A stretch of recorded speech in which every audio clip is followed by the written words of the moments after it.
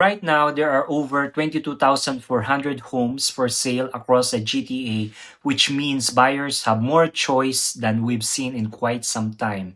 At the same time, 4,200 homes have already sold and we're moving at a pace of about 150 homes per day. Here's what's really important. March 2026 is already outperforming March 2025, and all indicators show that we're on track to finish 2026 stronger than last year. So, what does this mean for you? If you're a home seller and you're thinking the market is slow or uncertain, think again. More homes are expected to sell this year compared to 2025. The opportunities are there, but success comes down to strategy, pricing, and execution. If you're a home buyer and you're still waiting for the perfect time, don't delay.